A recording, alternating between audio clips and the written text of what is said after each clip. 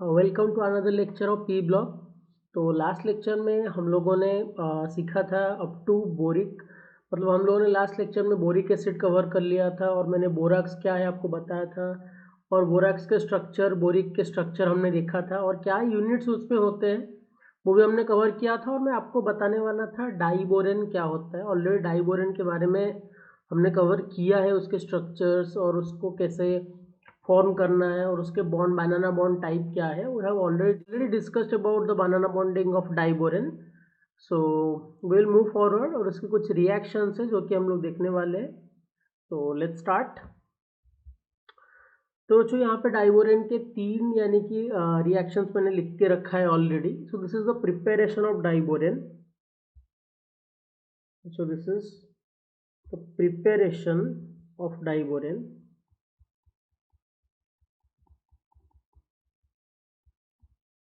तो जो first method है बच्चों, नॉर्मली आप BF3 को LiAlH4 जो कि होता है lithium aluminium hydride, which is a very strong reducing agent.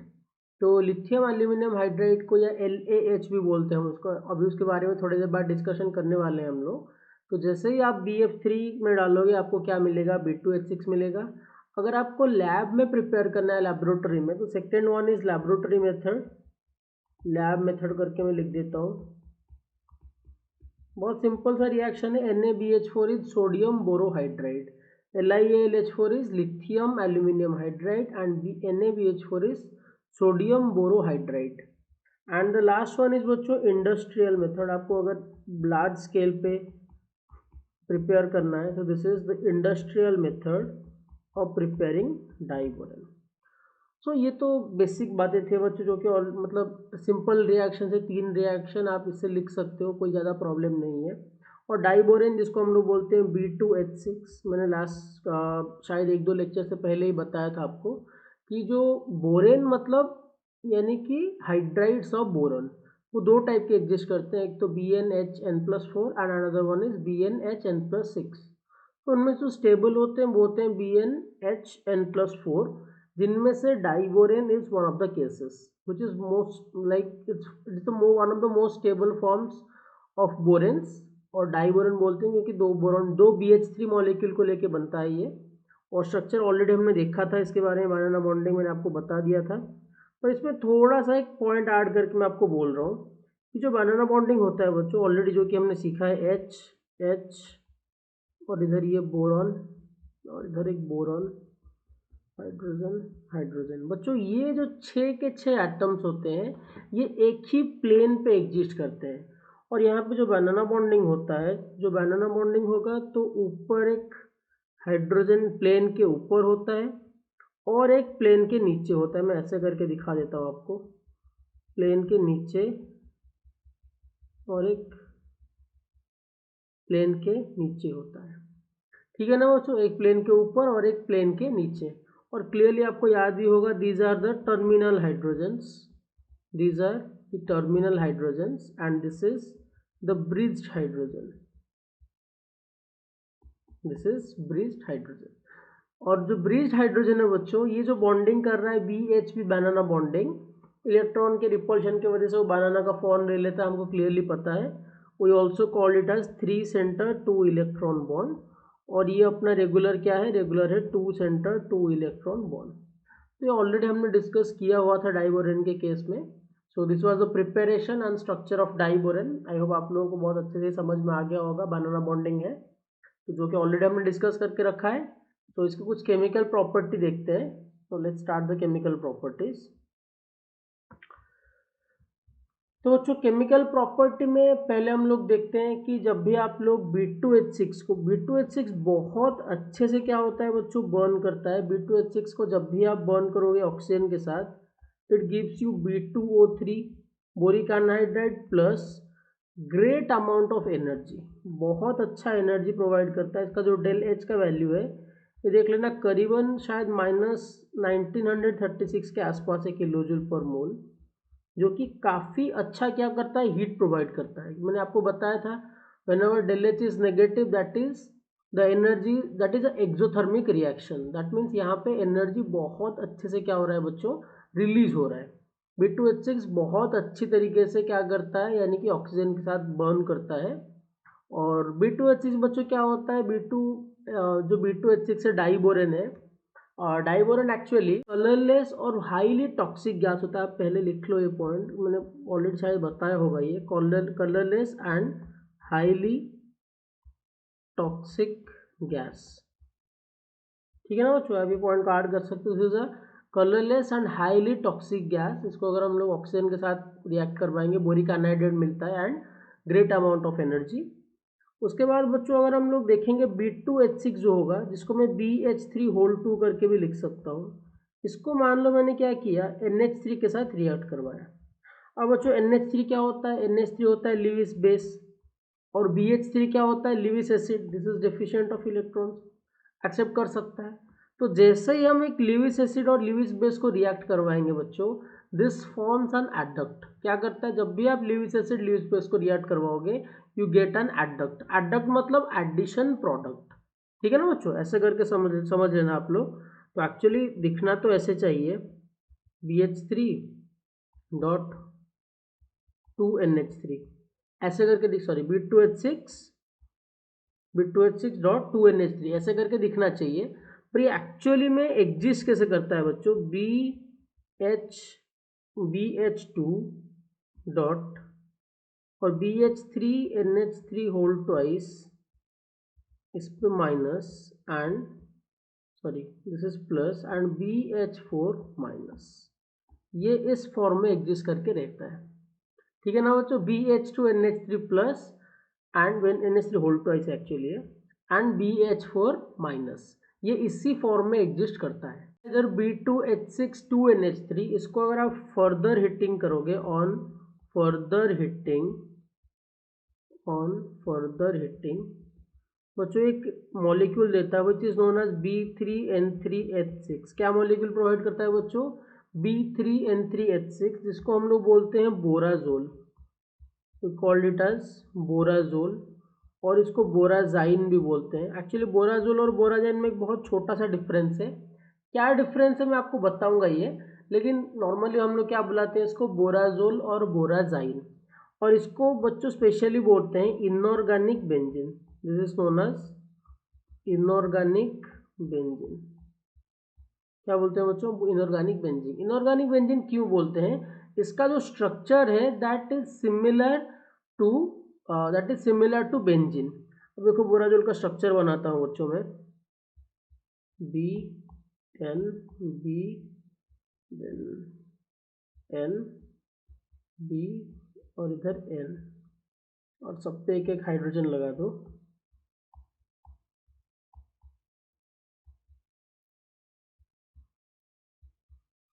अब देखो बच्चों, नाइट्रोजन के पास होता है लोन पेयर, बोरॉन क्या है, इलेक्ट्रॉन डेफिशिएंट। तो यहाँ पे जो लोन पेयर होगा वो क्या कर सकता है, इधर एक कोऑर्डिनेट बॉन्ड फॉर्म कर सकता है। तो यहाँ पे भी ऐसे एक कोऑर्डिनेट बॉन्ड फॉर्म हो जाएगा, और इधर भी एक कोऑर्डिनेट बॉन्ड फॉर्म हो जाएगा। अब सोचो बच्चों, नाइट्रोजन ने अगर 4 बॉन्ड बनाए तो उसके ऊपर कौन सा चार्ज आएगा बच्चों, उसके ऊपर आ जाएगा प्लस चार्ज, इधर माइनस चार्ज, इधर प्लस, इधर माइनस, इधर प्लस और इधर माइनस। तो फाइनली प्लस माइनस बैलेंस होकर न्यूट्रलाइज हो जा रहे हैं, पर the structure is similar to benzene. आप सोचो ना, कार्बन पूरा रिंग पे आप कार्बन ले लो चारों तो, और 3 alternative double bonds, that is similar to benzene. तो इसीलिए B3N3H6 को हम लोग बोलते हैं बोराजोल या inorganic benzene, that structure is similar to the structure of benzene, ठीक है ना बच्चों। तो इसको हम लोग बोराजोल बोलते हैं और बोराजाइन भी बोलते हैं। पर बोराजाइन में क्या डिफरेंस है, ऑल बॉन्ड्स आर सिंगल, हम डबल बॉन्ड नहीं बना के दिखाते हैं, तो that is the only difference, नहीं तो बाकी कुछ भी डिफरेंस नहीं है, इट्स वेरी सिमिलर।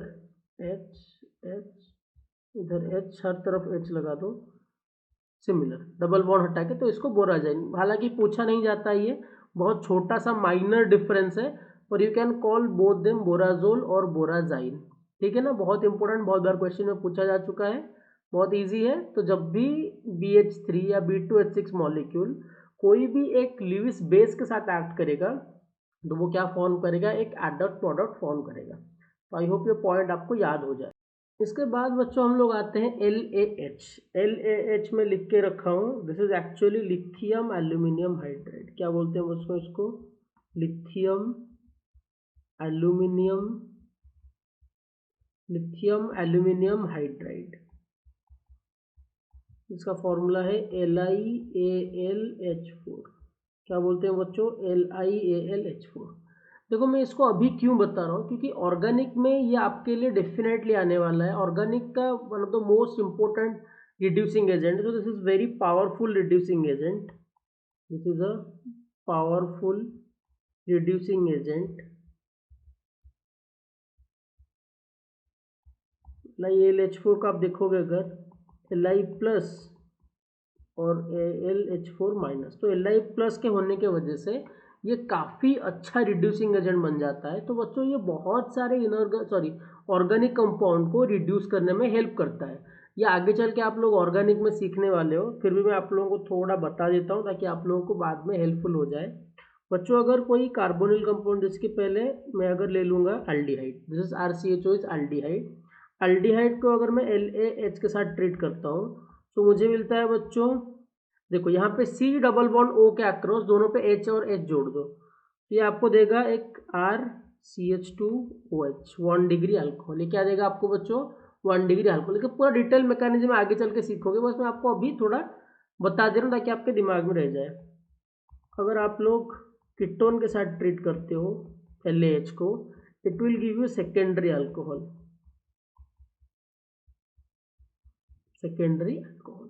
आप अगर कार्बोक्सिलिक एसिड के साथ ट्रीट करते हो तो it will give you alcohol. Okay, अगर आप इसको अमाइड के साथ ट्रीट करते हो, एसिड अमाइड के साथ, it will give you RCH2NH2 amine देता है बच्चों आपको। अगर आप इसको RCN के साथ ट्रीट करते हो, सियानाइड के साथ, सारे के सारे LaH बच्चों, लिथियम एल्यूमिनियम हाइड्राइड, तो ये आपको देता है बच्चों अमाइन देता है। तो बच्चों ये कुछ रिएक्शंस है, किसको किस में कन्वर्ट होता है और कैसे होता है आपको पता भी चलेगा। जैसे कि for example C double bond O है ना, तो यहाँ पे ये बॉन्ड धीरे धीरे ब्रेक होता है और दोनों पे आप क्या कर दो, हाइड्रोजन ऐड कर दो, बस हो गया काम। इसी तरह से होता है जब हम लोग यानी कि रिड्यूस करवाते हैं, तो कुछ इसी मैकेनिज्म से प्रोड्यूस होता है। दोनों C डबल बॉन्ड O के अक्रॉस एक एक H आप जोड़ दो, तो ये नॉर्मली इस प्रोसेस से होता है, पर इसका डिटेल मैकेनिज्म आप लोग ऑर्गेनिक में यानी कि सीखोगे। और अल्कोहल चैप्टर में भी है, अल्कोहल फिनल सिथा चैप्टर में भी है, और उसके बाद अदर चैप्टर्स में भी है, कार्बोक्सिलिक एसिड में भी है, तो वहाँ पे आप लोग देखोगे, और अमाइंस वगैरह पे भी है। अभी इसके बारे में बात नहीं करते, पर आई होप ये पॉइंट आप लिख के रख लो, आपको ये इंपॉर्टेंट है आप लोगों के लिए। This is all about LiAlH4 is a very powerful reducing agent. Okay, then we will start the carbon family. Group 14 है, तो ग्रुप 14 जो नॉर्मल जनरल कॉन्फ़िगरेशन है बच्चों, वो क्या है? NH2NP2। क्या कॉन्फ़िगरेशन है? NH2NP2। तो बच्चों पहला मेंबर जो है दैट इज कार्बन। कार्बन का atomic number 6, then silicon 14, carbon C, silicon Si, germanium Ge, tin का Sn, लीड का Pp। तो ये 6, 14, तो इसके बाद ये आएगा 32, 18 ऐड कर रहे हैं हम लोग, 8, 18, 18, 32, 32। तो टीन का उस हिसाब से कितना आ जाएगा? This would be 50 and this would be 82। तो कॉन्फ़िगरेशन देखेंगे बच्चों, तो कार्बन का क्या होता है? 2s2 2p2। तो सिलिकॉन का और बताने की ज़रूरत नहीं है, काफ़ी इजी हो गया, 3s2 3p2। This is 4s2 4p2, 5s2 5p2 and 6s2 6p2। तो ये हो गया बच्चों जनरल कॉन्फ़िगरेशन, कोई ज़्यादा टेंशन लेने की ज़रूरत नहीं है। कार्बन के जो वैलेंस सेल है, जो लास्ट सेल है, उसमें कितने इलेक्ट्रॉन है बच्चों? 4 इलेक्ट्रॉन, 2s2 2p2, 4 इलेक्ट्रॉन है। दैट्स वाई कार्बन क्या शो करता है? +4 कोवैलेंसी शो करता है। और नॉर्मली कार्बन इलेक्ट्रॉन देना नहीं चाहता, लेना नहीं चाहता, इट शेयर्स इलेक्ट्रॉन। तो हमें पता है कि कार्बन +4 वैलेंसी या 4 वैलेंसी शो करता है। तो यहाँ पे जो बच्चों लिखा है ऑक्सीडेशन स्टेट, तो जो ग्रुप 14 के एलिमेंट्स होते हैं बच्चों, ग्रुप 14 के एलिमेंट्स, आज इनके वैलेंस सेल में 4 इलेक्ट्रॉन्स है, so definitely they show the group oxidation state, ये ऑलरेडी देखो, ऑलरेडी मैं इसको थोड़ा फास्ट इसीलिए करवा रहा हूँ क्योंकि ऑलरेडी हमने लेक्चर 1 में इसके बारे में बहुत सारे पॉइंट्स यानी कि डिस्कस कर लिया है हम लोगों ने। तो ग्रुप ऑक्सीडेशन स्टेट जो होगा इसका, वो तो ये क्या होगा +4। लेकिन आपको पता है जैसे जैसे हम लोग ग्रुप 13 और 14 में मैंने बोला था नीचे आओगे, जैसे आप लोग क्या करोगे, डाउन द ग्रुप आओगे, डाउन द ग्रुप आने से इनर्ट पेयर इफेक्ट क्या होगा बच्चों, inert pair effect will increase. तो जैसे ही इनर्ट पेयर इफेक्ट होगा तो मतलब आप जैसे ही लीड के तरफ पहुंचोगे तो लीड के केस में Pb+2 will be the stable oxidation state. तो लीड आपको कौन सा ऑक्सीडेशन स्टेट शो करेगा, lead will show you the oxidation state of +2। Reason क्या है बच्चों, इनर्ट पेयर इफेक्ट। ये ऑलरेडी हमने डिस्कस किया है, आई होप इस पर ज़्यादा टाइम वेस्ट नहीं करेंगे हम लोग, बहुत सिंपल है। नॉर्मल जो ऑक्सीडेशन स्टेट है वो +4 है सबका, जैसे जैसे नीचे आओगे लीड का क्या होता है, Pb+2 होता है इसका स्टेबल ऑक्सीडेशन स्टेट। साइज में बच्चों कोई भी यानी कि जो इरेगुलर ट्रेंड नहीं है, size is very regular trend. जैसे हम लोग डाउन द ग्रुप आएंगे, साइज क्या होगा, down the group, down the group आप लोग आओगे तो साइज विल इंक्रीज। तो सबसे हाईएस्ट होगा यानी कि लीड का, और सबके मतलब आप लिख सकते हो उसको खुद से, आप ऑर्डर करके लिख लेना। चलो लिख लेता हूँ मैं, carbon, silicon, germanium, tin, lead, ये हो जाएगा साइज का ऑर्डर। आयनाइजेशन एनर्जी भी रेगुलर ट्रेंड है, जैसे ही आप लोग डाउन द ग्रुप आओगे यानी कि डाउन द ग्रुप अगर साइज इंक्रीज होता है तो आयनाइजेशन एनर्जी क्या होगा, तो आयनाइजेशन एनर्जी विल डिक्रीज, क्योंकि साइज जितना बड़ा होगा आयनाइजेशन एनर्जी उतना छोटा होगा, उसको इलेक्ट्रॉन डोनेट करने में ज़्यादा से ज़्यादा एनर्जी इन्वेस्ट करना पड़ेगा। दैट मीन्स आयनाइजेशन एनर्जी क्या होगा, आयनाइजेशन एनर्जी विल डिक्रीज। तो कार्बन का सबसे ज़्यादा, फिर सिलिकॉन, फिर उसके बाद जर्मानियम, फिर उसके बाद टीन, उसके बाद लीड। इलेक्ट्रोनेगेटिविटी का क्या होता है बच्चों, जैसे ही हम लोग डाउन द ग्रुप आएंगे तो डाउन द ग्रुप आने से जो मेटालिक कैरेक्टर वो इंक्रीज होता है, तो इलेक्ट्रॉन एफिनिटी धीरे धीरे कम होने लगता है। दैट मीन्स इलेक्ट्रोनेगेटिविटी, वैसे आपको पता है डाउन द ग्रुप इलेक्ट्रोनेगेटिविटी क्या होता है, डिक्रीज होता है। तो मैं ये बोलूँगा down the group, down the group it will decrease, electronegativity will decrease. तो कार्बन का सबसे हाईएस्ट होगा, देन सिलिकॉन, फिर उसके बाद जर्मानियम, फिर उसके बाद टीन, उसके बाद लीड। तो ये होगा ऑर्डर। बाकी सारे जो ऑर्डर्स है मैंने आपको ऑलरेडी थोड़े ही देर पहले सब लिख दिया था वहाँ पे, तो वहाँ से आप नोट डाउन करके लिख सकते हो। इसमें कोई भी इरेगुलर ट्रेंड नहीं है, नॉर्मल ट्रेंड है, तो आप इन सारे ऑर्डर का लिख सकते हो। तो आप लोग क्या करना, जो एनसीईआरटी में एक टेबल गिवन है, टेबल के डेटा से आप लोग क्या करना, जो ऑर्डर है बहुत सारे प्रॉपर्टीज़ के, उन प्रॉपर्टीज़ को आप लोग अच्छे से लिख लेना। बच्चों यहाँ पे आपको जैसे मैंने लेक्चर नंबर 1 में बताया था कि anomalous properties of the first element of P block elements. तो यहाँ पे अगर आप लोग एनोमलस प्रॉपर्टी बताओगे, एनोमलस या different property of carbon, carbon का थोड़ा सा डिफरेंट प्रॉपर्टी क्यों होता है, ड्यू टू, आपको तीनों पॉइंट अच्छे से याद होना चाहिए। स्मॉल साइज, स्मॉल साइज होगा, और क्या होगा, high ionisation energy and absence of vacant d orbital, absence of vacant d orbital। इसके लेके और एक क्वेश्चन भी बन सकता है, जो ऑलरेडी मैंने आप लोगों को बताया हुआ था कि why CCl4 is not hydrolysed where SiCl4 is hydrolysed. आप लोग मुझे कमेंट सेक्शन में बताओ कि why SiCl4 is hydrolysed but CCl4 is not hydrolysed. तो इसका आंसर आपको मिल जाएगा, एनोमलस प्रॉपर्टी ऑफ कार्बन, ये रीजन होता है जिसलिए वो एक्स्ट्रा पेयर ऑफ इलेक्ट्रॉन्स रखने के लिए उसके पास वैकेंट ऑर्बिटल नहीं है। तो this is the answer. So general property है, जनरल ट्रेंड है, बाकी कुछ कुछ जो भी ट्रेंड्स होगा आप लोग एनसीईआरटी से देख लेना, बहुत रेगुलर सा ट्रेंड है। तो नेक्स्ट हम लोग चलते हैं एलोट्रोपी के ऊपर। तो बच्चों we will discuss about the allotropy. तो अगर हम लोग बात करेंगे एलोट्रोपी के बारे में, तो डेफिनेशन क्या है, the tendency of an element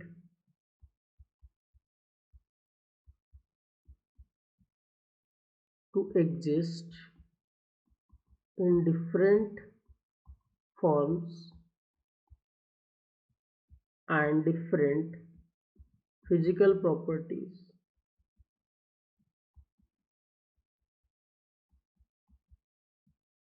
This is known as allotropy.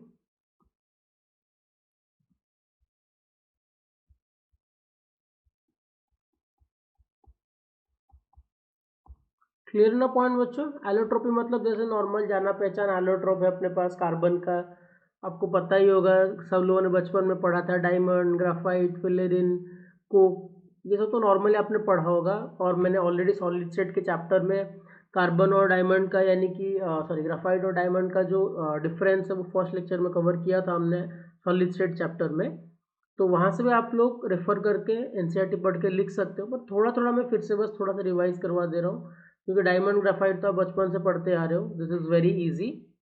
सो अगर बेसिकली हम लोग कार्बन के एलोट्रोप्स देखेंगे, कार्बन एलोट्रोप्स,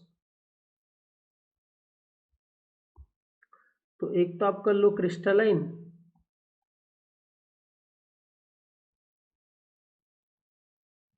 दूसरा आप कर लो अमोर्फोस। ये क्या बात हो गया, ये दो तो अलग मैंने कुछ बोल दिया, ऐसा कुछ नहीं है। कार्बन के एलोट्रोप को नॉर्मली दो कैटेगरी में अगर डिवाइड करेंगे, क्रिस्टलाइन एंड अमोर्फोस। क्रिस्टलाइन में तीन पार्ट करेंगे हम लोग, जो कि जाना पहचाना है, that is diamond, graphite and another one is fullerene. और अमोर्फोस में आप लोगों ने सीखा होगा रेड रेड कोक, कोल, इस तरह के एग्जाम्पल्स आपको देखने को मिल जाएंगे। So these are the allotropes of carbon. इसमें बच्चों डायमंड के बारे में बहुत पहले से आपने सीख के रखा है, डायमंड का स्ट्रक्चर आप देख लो इधर।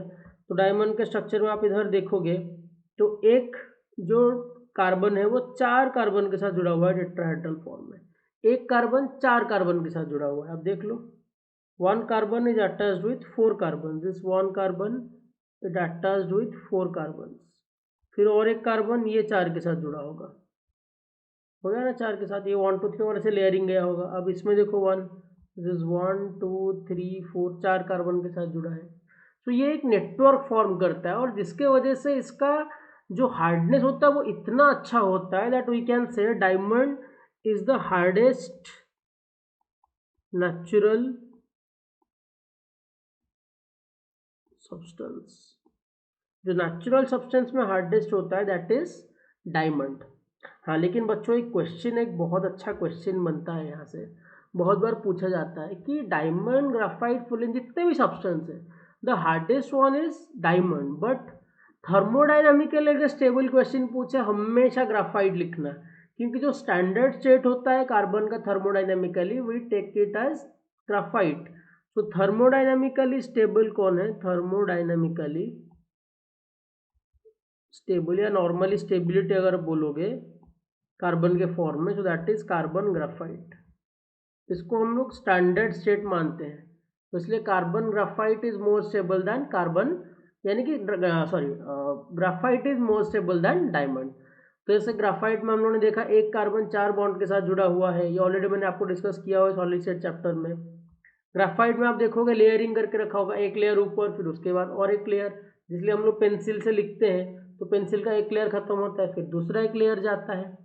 और ग्राफाइट कैन कंडक्ट इलेक्ट्रिसिटी, क्यों बच्चों, क्योंकि यहाँ पे ग्राफाइट एक कार्बन मतलब one carbon is attached with three carbon, यहाँ पे देखो ये बीच वाला जो कार्बन है ये तीन कार्बन के साथ जुड़ा हुआ है, so there will be one electron. तो जो इलेक्ट्रॉन क्या होगा, आराम से इलेक्ट्रिसिटी कंडक्ट करवा पाएगा। और एक पॉइंट जो आपने स्कूल के टाइम पे सीखा नहीं होगा, ग्राफाइट में जो इलेक्ट्रिसिटी पास करता है बच्चों, it flows along the layers. आप ये पॉइंट लिख लेना, ये जो लेयर होता है यहाँ पे, ये लेयर के एलोंग पास करके जाता है, ऐसे लेयर के अक्रॉस नहीं जाता, लेयर के अक्रॉस नहीं जाता। ये क्या होता है, एलोंग द लेयर होता है, ऐसे अक्रॉस द लेयर नहीं होता। और देखो बच्चों यहाँ पे जो इनके बीच में गैप है, ये डॉटेड मार्क्स है, these are van der Waals forces,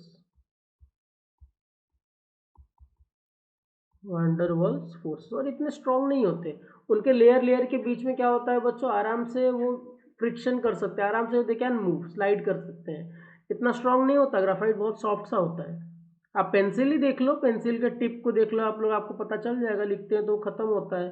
तो इनके बीच में वैन डेर वाल्स फोर्स है इन बिटवीन द लेयर्स।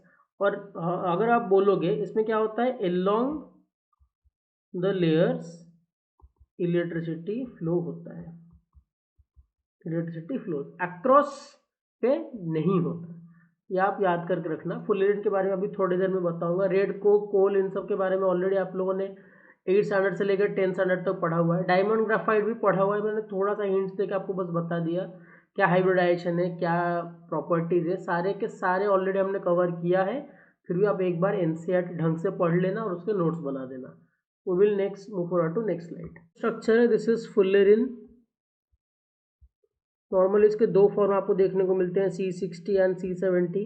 जो हमारा मेन कंसर्न है दैट इज C60। बच्चों इसको बकमिंस्टर फुलरेन भी बोलते हैं, बकमिंस्टर फुलरेन भी मिलते हैं। जो C60 है बच्चों, इसमें दो तरह के आपको कार्बन रिंग मेंबर देखने को मिलेंगे।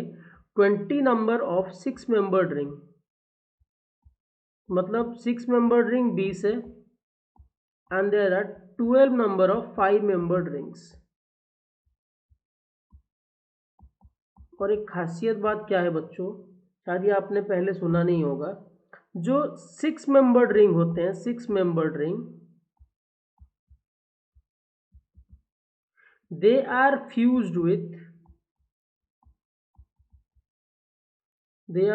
with both 5 member and 6 membered ring। मतलब वो दोनों के साथ फ्यूज हो सकते हैं। लेकिन जो 5 membered ring होते हैं, they are only fused with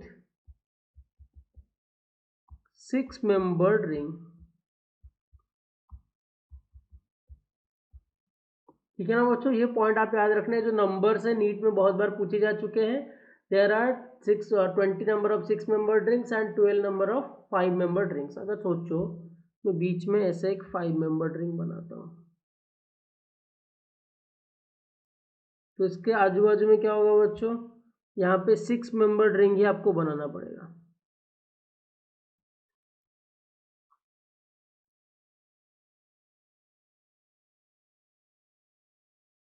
फिर ये 6 मेंबर्ड रिंग हो गया, तो इसके अराउंड आप 5 मेंबर्ड रिंग बना सकते हो।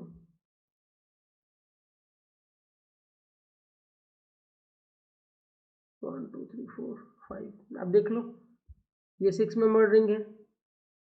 So this, sorry, 6 membered ring, this is 6 membered ring, this is fused with 5 membered ring, 5 membered ring और 6 membered ring के साथ जुड़ा हुआ है। लेकिन जो 5 membered ring है that is fused with 6 and 6। तो 5 membered ring सिर्फ और सॉरी ये भी 6 है, this is also 6।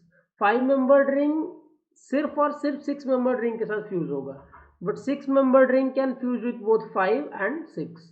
तो दिस बोथ कैन हैपन। यहाँ पे आप लोगों को एक डायग्राम मैंने दिखा दिया है, ड्रॉ करने के लिए ट्राई करना अगर पॉसिबल हो सके, नहीं तो जैसे मैंने थोड़ा सा हिंट्स दे के लिखा है यहाँ पे, ऐसे आप लिख लेना, बाकी प्रॉपर्टीज आप आराम से। और सॉकर बॉल जो फुटबॉल होता है ना, फुटबॉल की तरह ये दिखता है थोड़ा सा, तो आप उसको, और इसको बकमिंस्टर फुलरेन भी बोलते हैं। डायमंड ग्राफाइट और कार्टिनेशन प्रॉपर्टी क्या होता है, डेफिनेटली ऑर्गेनिक में पढ़ा था हमने, आप लोग ये बचपन से भी सुनते आ रहे हो 7th 8th स्टैंडर्ड से। तो डायमंड ग्राफाइट फुलरेन और जो कैटिनेशन प्रॉपर्टी है, आप इसको थोड़ा एनसीईआरटी से पढ़ लेना, ठीक है ना।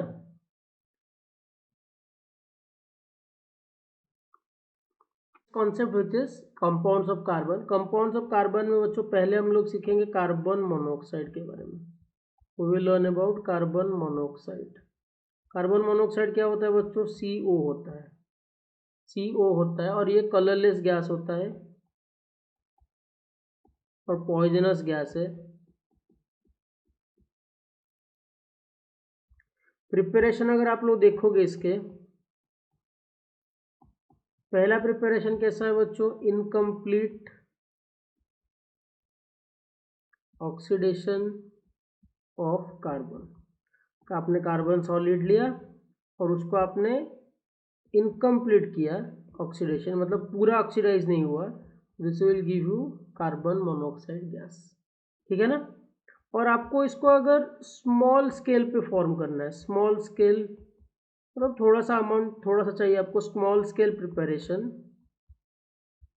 तो आप क्या करो बच्चों, आप ले लो स्मॉल स्केल प्रिपरेशन के लिए यू टेक ऑक्सैलिक एसिड और फॉर्मिक एसिड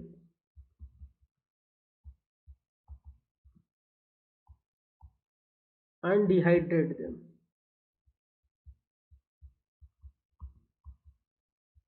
मतलब सोचो अगर हम लोग ऑक्सैलिक एसिड बनाएंगे, ऑक्सैलिक एसिड का फॉर्मूला क्या है बच्चों, COH बॉन्ड COH।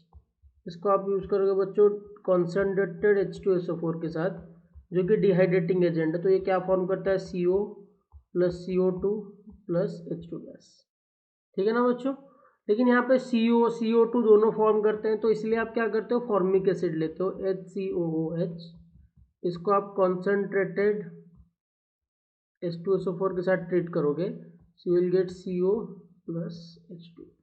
ठीक है ना। फॉर्मिक एसिड के साथ आप अगर रिएक्ट करवाओगे तो आपको वेरी स्मॉल अमाउंट में क्या मिल जाएगा बच्चों, वेरी स्मॉल अमाउंट आपको मिल जाएगा carbon monoxide gas. Actually this is H2O, sorry H2 लिख दिया गलती से, this is H2 and this is H2O। ठीक है। तो अगर स्मॉल स्केल में प्रिपेयर करना है, यू टेक ऑक्सैलिक एसिड और फॉर्मिक एसिड। ये होता है बच्चों formic acid and this is oxalic acid. Oxalic acid के केस में क्या है, ऑक्सैलिक एसिड के केस में आपको कार्बन मोनोऑक्साइड कार्बन डाइऑक्साइड दोनों मिल जाएंगे। पर अगर आप स्मॉल स्केल में प्रिपेयर कर रहे हो तो फॉर्मिक एसिड आप लगाओगे, तो आपको फॉर्मिक एसिड का अगर डिहाइड्रेशन करोगे आप in presence of concentrate H2SO4, because concentrate H2SO4 act as the dehydrating agent, तो आपको कार्बन मोनोऑक्साइड गैस और वाटर मिल जाएगा। ठीक है ना। बेसिकली कार्बन मोनोऑक्साइड का प्रिपरेशन के लिए यूज कर सकते हो आप लोग। लार्ज स्केल प्रिपरेशन के लिए आपको क्या करना है, रेड हॉट कोक ले लो, उसके साथ क्या कर लो आप लोग, स्टीम यूज कर लो। रेड हॉट कोक मतलब carbon solid red hot plus steam is water, तो आपको क्या मिल जाता है बच्चों, CO plus H2। You get CO plus H2। ये हाइड्रोजन में पढ़ा है बच्चों आपने, ये CO प्लस H2 को बच्चों हम लोग बोलते हैं वाटर गैस। क्या बोलते हैं बच्चों, water gas. Red hot Coke को आप अगर स्टीम के साथ, यानी कि स्टीम के साथ रिएक्ट करवाओगे, so you will get water gas. CO plus H2 is known as water gas. अगर आप वही कार्बन सॉलिड को आप एयर के साथ रिएक्ट करवाओगे, एयर में प्रेजेंट नाइट्रोजन के साथ रिएक्ट करके वो फॉर्म करता है CO प्लस N2। आप लोग खुद से बैलेंस कर लेना एक बार, CO plus N2, this is known as producer gas. क्या बोलते हैं इसको बच्चों, प्रोड्यूसर गैस। हाइड्रोजन में था ये दोनों के दोनों, आप अगर स्टीम के साथ रिएक्ट करवाते हो you get water gas CO plus H2, and if you react with air it will give you producer gas which is CO plus N2। ठीक है ना बच्चों। तो दोनों के दोनों बहुत इंपॉर्टेंट पॉइंट है, और इसको कभी कभी सिंथेटिक गैस भी बोलते हैं, वाटर गैस और सिंथेटिक गैस दोनों के दोनों बहुत सारे यानी कि रिएक्शन में प्रिपरेशन के लिए इन्वॉल्व होते हैं। तो दोनों बहुत ही इंपॉर्टेंट है, water gas and producer gas. अच्छे से याद रख लेना इन दोनों के दोनों को। तो अभी बच्चों हम लोग क्या करेंगे, कार्बन डाइऑक्साइड के कुछ केमिकल प्रॉपर्टीज और कैसे लिगेंड फॉर्म करते हैं उसके बारे में थोड़ा डिस्कस करेंगे। तो स्ट्रक्चर बहुत ही सिंपल है। कार्बन के पास 4 इलेक्ट्रॉन है, तो 1 2 3 4। ऑक्सीजन के पास है बच्चों 1 2 3 4 5 6। तो इधर ये दोनों ने क्या किया, बॉन्ड फॉर्म कर दिया। अब 2 डबल बॉन्ड तो हो गया, और कार्बन अपना जो 2 इलेक्ट्रॉन है वो तो ऑक्सीजन के लिए देगा नहीं वो। तो यहाँ पे होगा क्या, ऑक्सीजन अपने पास जो यानी कि लोन पेयर है वो इसको इधर डोनेट करेगा और शेयर भी करेगा। दैट मीन्स यहाँ पे फॉर्म क्या होगा, कोऑर्डिनेट बॉन्ड। ये क्या होगा, कोऑर्डिनेट बॉन्डिंग करेगा। तो ये स्ट्रक्चर कुछ इस तरह का बनेगा, CO, यहाँ पे ट्रिपल बॉन्ड O, यहाँ पे जो 2 लोन पेयर है, और यहाँ पे कार्बन के पास क्या हो गया, एक लोन पेयर बच गया, और यहाँ पे फॉर्म हो गया कोऑर्डिनेट बॉन्डिंग। बच्चों CO जो होता है this is known as carbonyl ligand. आप लोग क्या करोगे, इसको पढ़ोगे आप लोग डी ब्लॉक, एंड आप इस लोग कोऑर्डिनेशन केमिस्ट्री में पढ़ोगे। जो कार्बोनिल लिगेंड होता है that donates electron pairs to the metal atoms, यानी कि ऐसे बोल सकते हैं carbonyl,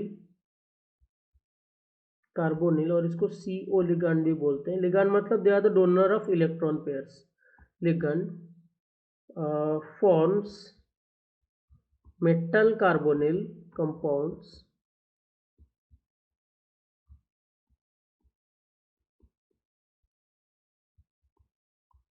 with some transition elements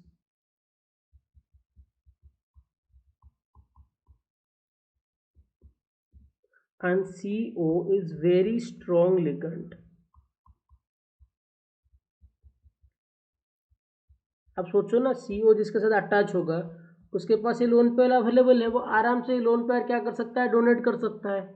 तो कार्बन कार्बन और अच्छा, तो सोचो बच्चों बॉन्ड ऑर्डर, आप सोचोगे केमिकल बॉन्डिंग तो सीखा था हमने, कार्बन और ऑक्सीजन के बीच में क्या बॉन्ड है बच्चों, 3 बॉन्ड है। और इसका ट्रिक क्या बताया था मैंने आपको, कार्बन के नंबर ऑफ इलेक्ट्रॉन 6, ऑक्सीजन के नंबर ऑफ इलेक्ट्रॉन्स 8, टोटल हो गया 14। 14 मतलब बॉन्ड ऑर्डर क्या आएगा बच्चों, bond order will be equal to 3। देखो कार्बन और ऑक्सीजन के बीच में क्या बॉन्ड ऑर्डर है बच्चों, 3 बॉन्ड ही है उसके बीच में। तो यहाँ पे कार्बन के पास एक्स्ट्रा एक लोन पेयर है, तो इसलिए वो क्या कर सकता है, इजीली कोई सेंट्रल मेटल एटम को डोनेट कर सकता है। और वो जो कंपाउंड होते हैं बच्चों, वो मेटल कार्बोनिल होते हैं। ये आप आगे चल के आप लोग कोऑर्डिनेशन केमिस्ट्री में सीखोगे, बस थोड़ा सा आपके नॉलेज के लिए मैंने अभी से बता दिया, आगे चल के आप लोग सीखोगे कि मेटल कार्बोनिल क्या है, वहाँ पे बैक बॉन्डिंग कैसे होता है, बहुत इंटरेस्टिंग केस है, तब के तब देखेंगे। बट ये याद रखना, carbonyl is one of the strongest ligands, बहुत ही अच्छा ये क्या करता है, डोनेट करता है। Carbon donor is a very good donor. थोड़ा थोड़ा आपको समझ में नहीं आ रहा होगा, पर आगे चल के ही सीखोगे। अभी के लिए तो बस आपको भरोसा रखो मेरे ऊपर, पर इसको समझते चलो, उस टाइम पे देखेंगे हम लोग। जो कार्बन मोनोऑक्साइड है, कार्बन मोनोऑक्साइड एक पॉइजनस गैस है। तो पॉइजनस गैस, कलरलेस गैस तो है ही, आपको पता है। पॉइजनस गैस है कैसे पता चलेगा बच्चों, जो कार्बन मोनोऑक्साइड होता है ये क्या करता है, हेमोग्लोबिन के साथ मिलके एक बच्चों कॉम्प्लेक्स फॉर्म करता है, दिस फॉर्म्स ए कॉम्प्लेक्स। और जो ऑक्सीजन होता है ये भी हेमोग्लोबिन के साथ मिलके बच्चों एक कॉम्प्लेक्स फॉर्म करता है, दोनों के दोनों कॉम्प्लेक्स फॉर्म करते हैं। तो पॉइजनस कैसे हुआ, तो बच्चों कार्बोनिल एक बहुत स्ट्रॉन्ग फ्री लिगेंड है, और वो क्या करता है, जो कॉम्प्लेक्स फॉर्म करता है, this is 300 times stable than this complex. The complex which is formed by hemoglobin with carbon monoxide is 300 times stable than the complex formed by hemoglobin and oxygen. आप सोचो, जैसे ही अगर अगर कार्बन मोनोऑक्साइड हमने ज़्यादा से ज़्यादा ले लिया, तो वो हेमोग्लोबिन के साथ मिलकर एक स्टेबल कॉम्प्लेक्स बनाएगा। मतलब ब्लड में आपका क्या होगा, ड्यू टू दिस रीजन क्या होगा, ब्लड में ऑक्सीजन की कमी हो जाएगी। और आपको पता है oxygen is our life, oxygen की वजह से ही तो हमें जिंदा है, हम लोग जिंदा है तो ऑक्सीजन की ही वजह से। अगर ब्लड में ऑक्सीजन का अमाउंट ही कम हो गया, that means it's very fatal for our life. So due to that reason carbon monoxide is very very poisonous, this is poisonous. Colourless तो गैस ही है, टॉक्सिक है, आप लिख लेना इसको। और बच्चों ये क्या होता है, जो this imparts of blue colour, आप याद रखना, कार्बन मोनोऑक्साइड क्या करता है, कार्बन मोनोऑक्साइड को आप जब बर्न करवाते हो तो एक ब्लू कलर फ्लेम छोड़ता है। यानी कि जब भी आप इसको जलाओगे कार्बन मोनोऑक्साइड को, this shows a blue flame. और ब्लू फ्लेम तो करता ही है, and it forms carbon monoxide gas. इसका जब आप लोग ऑक्सीडेशन करवाओगे, इसको हाफ O2 करके लिखते हैं, so it produces blue flame and produces carbon dioxide gas. ठीक है ना, कार्बन डाइऑक्साइड के प्रिपरेशन में पहला यही देखेंगे, पहले कार्बन, कार्बन का इनकम्प्लीट। हाँ वैसे मैंने जो पिछले टाइम पे लिखा था कि कार्बन से, यानी कि जैसे हम प्रिपेयर कर रहे थे कार्बन से ऑक्सीजन डाल के हम लोग क्या प्रिपेयर करवाते, CO, तो इसको बोलते हैं बच्चों limited supply of air, limited supply of air. अगर कार्बन पे आप कंप्लीट सप्लाई ऑफ एयर दोगे, यानी कि सफिशिएंट सप्लाई ऑफ एयर, तो वो कार्बन डाइऑक्साइड गैस प्रिपेयर करता है। इनकम्प्लीट होगा तो कार्बन मोनोऑक्साइड, कार्बन मोनोऑक्साइड के साथ आप ऑक्सीजन डालोगे, आपको क्या मिलेगा, carbon dioxide. This is carbon dioxide, CO2 is carbon dioxide. ठीक है ना बच्चों। और जो कार्बन डाइऑक्साइड होता है बच्चों, कार्बन मोनोऑक्साइड होता है बच्चों, ये एक रिड्यूसिंग एजेंट की तरह भी काम करता है। ये मेटलर्जी में सीखेंगे हम लोग, रिड्यूसिंग एजेंट की तरह काम करेंगे। जैसे कि आप Fe2O3 से अगर आपको Fe प्रोड्यूस करना है तो कुछ भी मत करो, बस आप लोग क्या करो, कार्बन मोनोऑक्साइड डाल दो, तो इधर कार्बन डाइऑक्साइड आएगा। बैलेंस कर लेना यार खुद से। और वैसे अगर आप जिंक को भी ZnO से आप जिंक प्रिपेयर करना है आपको, इधर भी डाल दो आप लोग CO और इधर आपको मिल जाएगा CO2। बस ये दोनों रिएक्शन को बैलेंस कर लेना आप लोग। Sorry,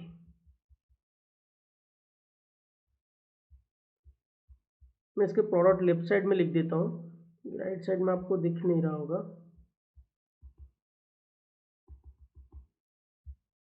You can see both the reactions।